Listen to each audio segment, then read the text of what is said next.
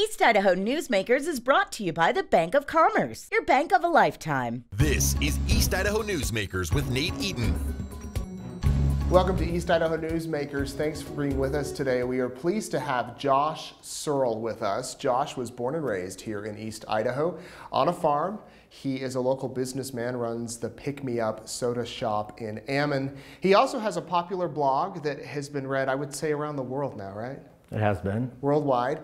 And he happens to be gay and an active Latter-day Saint. So immediately there's going to be people that say, an active gay Mormon, how is that possible? It's a good question. Let's start with that, if that's all right. We'll talk about you blogging about your experience being a gay Mormon. How did that whole thing come about? Well, it never started out as a gay Mormon blog. It was more of, a few years ago when I went through church court, I was disfellowshipped from my church. And so anyways, kind of church protocol is you're not, during that time of discipline, you're not able to like talk in church, pray or comment.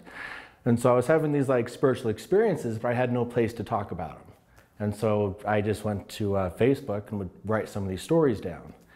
And over time, as I'd write some of these stories, people would say, Josh, you should put this on a blog. Like, I wanted to use some of your content in a lesson, but I couldn't find it in your news feed. And so after several requests, I finally bit the bullet and started a blog. But it was never intended to be a gay Mormon blog. It was never intended to be gay content. It was more of just, here's my life, I've screwed it up, and here's how I've tried to, include God in that plan and putting the pieces back together, if that makes sense. Yeah, and I would say most of the posts, while you may mention that you're gay, that's not the focus, like you say. No. It's more of a blog of hope, I would think. Well, I try it to be like, okay, here I am hurting, like not like here I was hurting 5 years ago, but like here's my current pain, and here's how I'm trying to get through it. Because I feel like sometimes, culturally, we can say, okay, I had this struggle, but it was 5 years ago. It's so much different to say like, no, I have a struggle right now. And I think that's what I think has more power for people to say, I'm hurting now, rather than like, oh, it used to be like 5 years ago, but I got over it. Mm-hmm. But so you were born and raised here? Yes. In Idaho Falls? Mm-hmm. And on a farm? Yes. And you wrote about your mother taking her life, and you were a young man. How old were you? So I just returned from my mission. I'd been back about 6 months, and yeah, my mother suffered from manic depression, bipolar disorder, and so one morning she took 5 gallons of gasoline and started at the top of the stairs and poured it throughout the basement and set the house on fire. So. And died in the fire. Mm-hmm. Was anybody else home? No, just she was the only one home. My dad was out at the farm. The rest of us were either at college or friends' homes. Yeah, it's one of those experiences I would not wish upon anybody.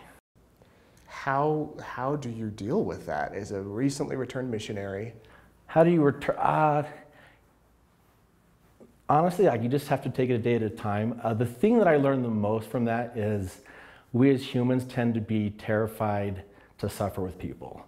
So when I went back to college and people found out my mother committed suicide by setting the house on fire, everyone made sure not to say the word suicide. Don't say mother, don't say house. And so I was like hurting inside, but nobody would bring up what I was struggling with. Nobody wanted to talk about it. Oh no, they talk about everything. Or you go to the grocery store and it was obvious people would avoid you. And that's not because they're mean, but they just don't know how to, how to suffer with someone. And so for me, I learned such a powerful thing of it's okay to walk into people's suffering and just be present there. You don't have to like say anything or even like do anything, but just being present of like, I'm hearing your pain has immense power just to like lift another person's burdens.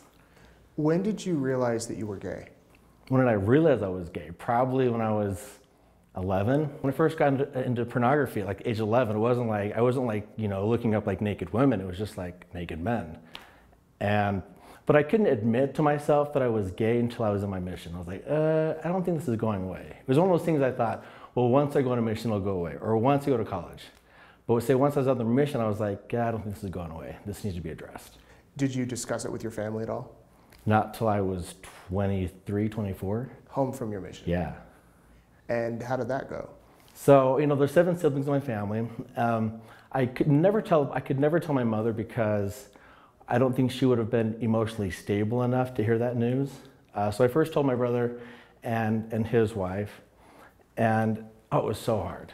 I mean, you just like, you fall to the ground, you fall to the ground, you just like sobbing, and and they're like, oh, it makes sense why you don't like marry this girl, this girl, this girl. Because you were dating girls. I was dating girls, yeah. And they would last maybe a month, 3 months, and then like, they're like, oh, you're so picky. And it's like, oh, this is not a picky, this is not a picky thing, but, and so over the space of 2 years was when I finally told my entire family. And were they pretty accepting? Yes. My dad was just like, are you sure you're gay? Like, maybe if you did this, or maybe if you did that. And it's like, no, Dad, like, I promise, like, I know I'm not straight, I know I'm not bi, like, I know I'm gay. And I think part of it, my feeling was, my dad was scared, because there's this thought process of like, oh, if you're gay, maybe you were raped as a child or abused. And I thought my dad feared that people might think that about me, but I never was. I mean, other than having a mother who was bipolar, I was never abused or sexually abused or anything like that. So you tell your family at that point, had you started to date guys? Yes. But was very closeted about it. My family did not know about my other life. But you had obviously come out to other people. Other people knew you were gay. Yes. Strangers? Yes. So then not my immediate family, no. Or friends, close friends? No. So when did you start to say, I'm going to make this public here in East Idaho? Because I've spent time in the church, out of the church, in the church, out of the church. And I finally decided to make it public when it was a Facebook post. When it wasn't like, hey, I'm coming out as gay. It was, hey, I was invited to speak on this panel about, men who experience gay attractions, and that's where I finally came out. And what was the reaction among friends? I think, those who respond on Facebook, like, oh, you're so awesome. And I think most people were like, oh, we knew it. We nailed it. Really? Oh, yeah. Any backlash? No. So you're dealing with this, obviously being public with it, and you said you're in the church and out of the church, in the church and out of the church by your own choice? Having, homosexual experiences or relationships, then yeah, there's church discipline. But it's not like you said, I'm leaving. You never said, the way I'm living is in conflict with what my church teaches, I've got to get out.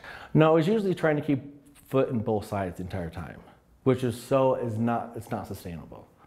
Either you go one way or the other. Well, no, I take that back. I don't believe that anymore. I used to think that, okay, either it's this way or this way.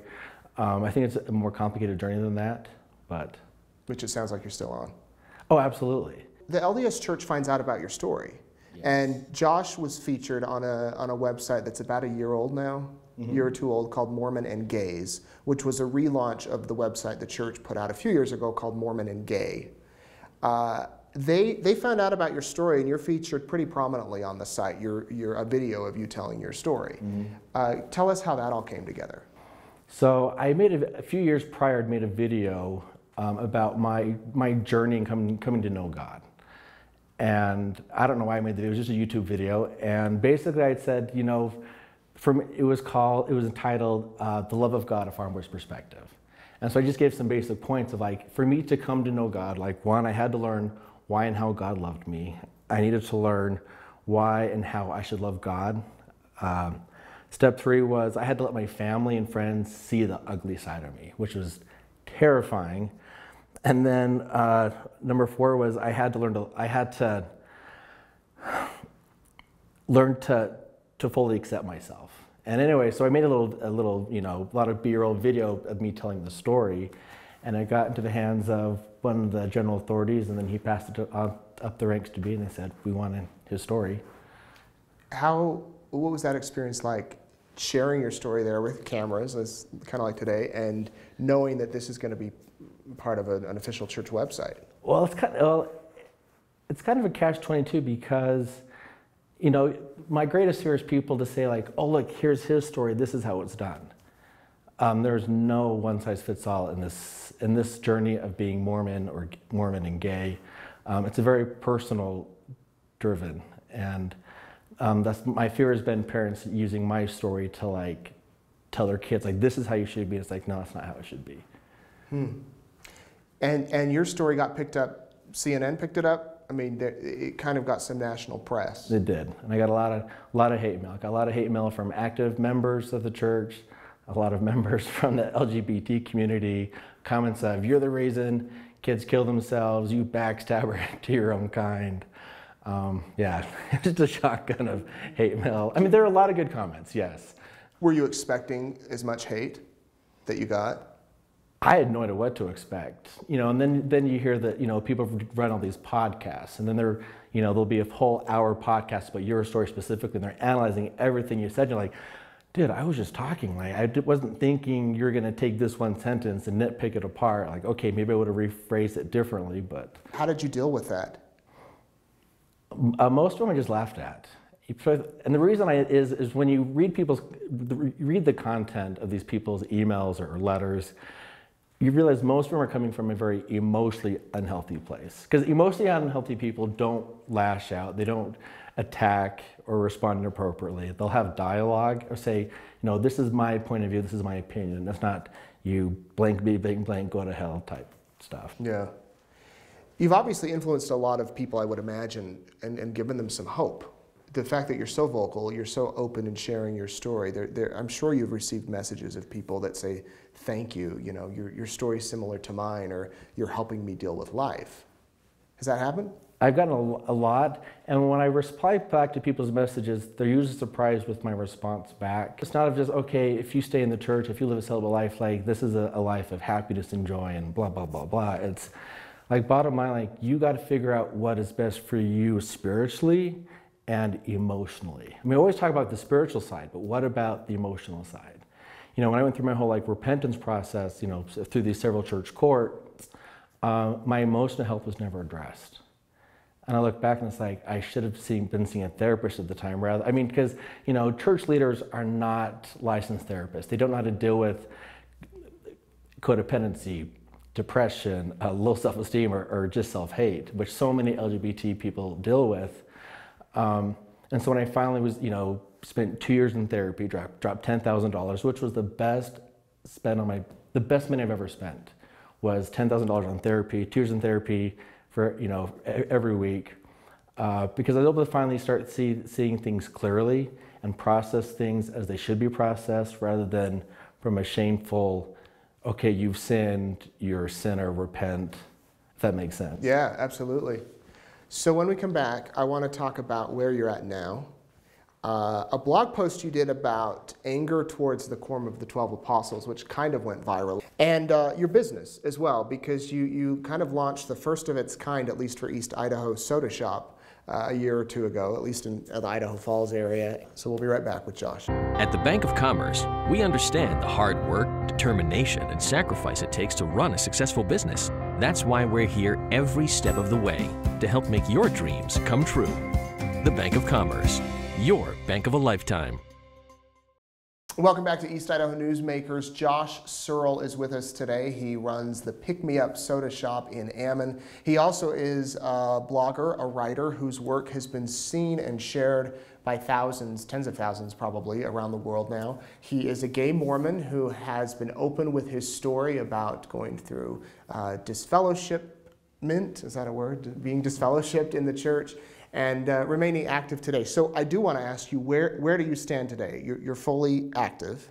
I'm active in church, yes. Are you in a relationship? No, I'm not in a no. And with man or woman. With man or woman. And do you plan to live like that for the rest of your life? I honestly don't know. Because it's interesting because, in my 20s, and even for example, right now, I get a lot of letters from, young men or women who return from their mission and say I'm going to stay faithful in the church, I'll be celibate till I die, I've got this. And then, they get up to their mid-20s, early 30s, and they're like, I tap out, I can't do this. And so long-term, I don't know, I honestly don't know. So the question has been, is my current trajectory path, is it sustainable long-term? Time will tell. What did you think when the church came out with the policy a year or two ago about being apostates if you're in a gay marriage, and if you have a child and you're in a gay relationship, they can't get baptized until they're 18? Well, the comment of being in apostasy, that made sense. I mean, that's been the rules of the church since day one, I was very shocked about the exclusion of children being baptized of gay parents. Very surprised. Do you feel accepted when you go to church? Yes. Do you feel accepted by the gay community? Accepted by the gay community? Yes. Well, but see, now we're giving blanket statements. You're right, you're right. So in both sides, you'll find haters, supporters, and it's just basically who you choose to associate with. You wrote a blog post has it been a few months now, about how your anger toward the Quorum of the 12 Oh yeah, absolutely. washed away. I don't remember if that was the Yeah, word how you my used. anger towards the Quorum of the 12 was washed away. Yeah, tell us about the post. What caused you to write it, and then the reaction? Well, here it was, featured on the Mormon and Gay's website, getting a lot of emails from people like, how do I do, a lot of people want specifics. I'm like, I have no idea. Like, please don't ask me. I don't know of any specifics. And anyways, the more, and then and it gets my mind thinking about like my own situation. And I'm like, well, how do I do this long term? Could I do this another year, 5 years, 10 years? And then I started getting pissed. So I'm like, well, where's the example of the Quorum of the 12? I wish they were gay. I wish, general authorities, I wish they were gay and celibate and they were giving me the example. But because I'm like, I don't have this older generation to like look to for an example. And so my mind just started getting like more and more angry by the minute. And anyways, yeah, I was just kind of like just there in the shower and I just felt like, inspiration of God had been like, stop looking to them for the example. Like that's not their calling.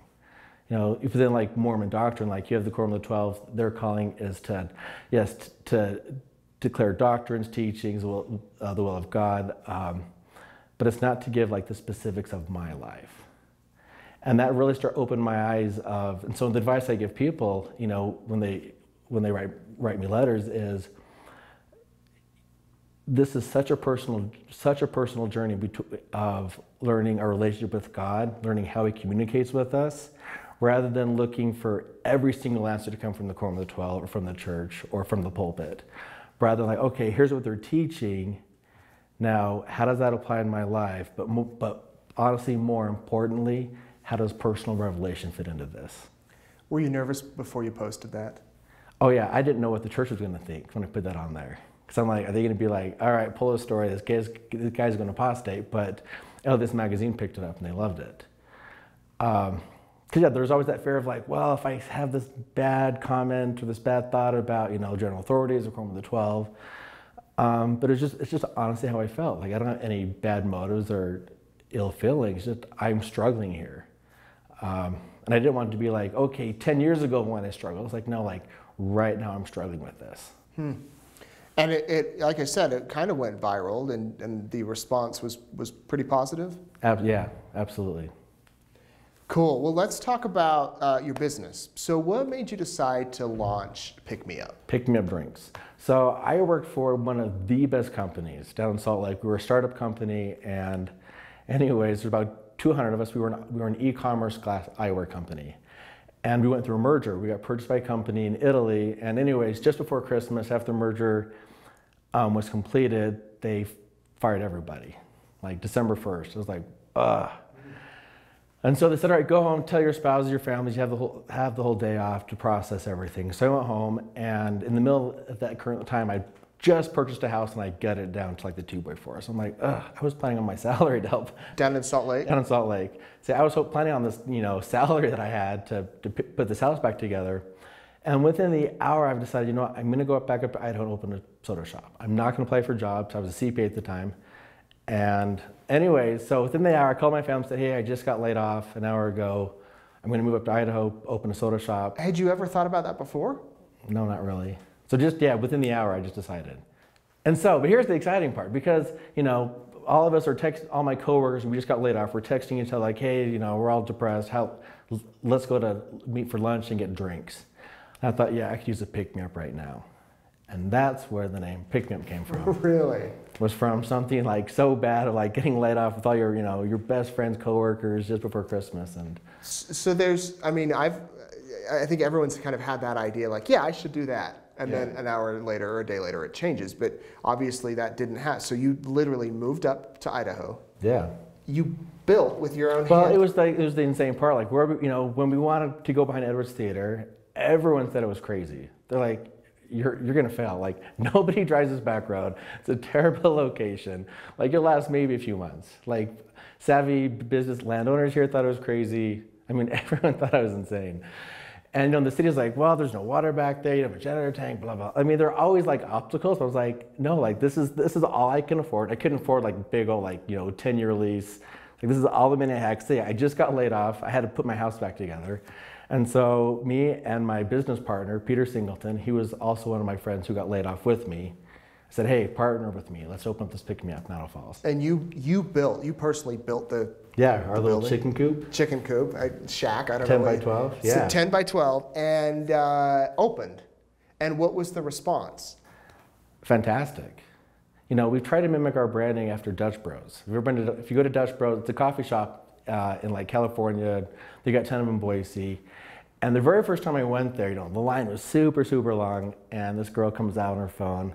I roll my window down and she leans in and she's like, hey, friend. I'm like, I've never met you. And she takes she was like my long lost friend. She takes my order and I pull up to the next window. They have these huge, huge windows there at Dutch Bros.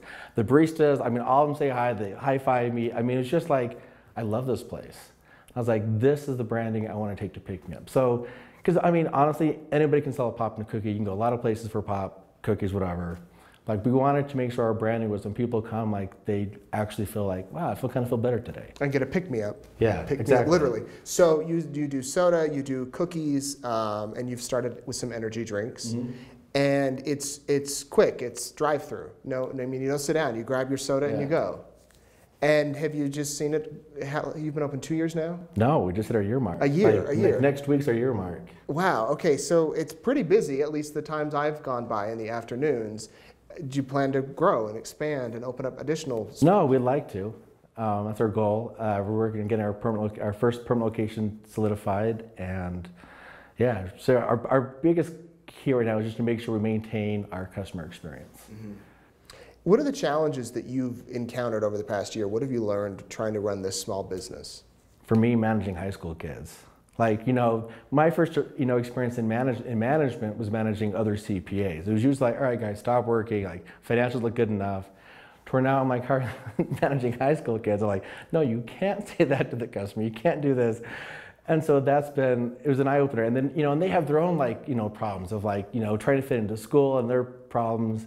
And so you're trying to how do I love my employees? How do I help them get motivated to have that pick me up experience for them, but also for the customers that come through. I want my employees to where they're not like, it's 4 o'clock, I gotta go to work. I want them to be like, wow, I'm stoked to go. And so, my employees, they know my every poop story. I try to expose, look guys, here's your employer. Wait, your what story? Oh, my poop stories. I want them to be like, okay, our employer, Josh, he's so awesome. He doesn't he exposes everything.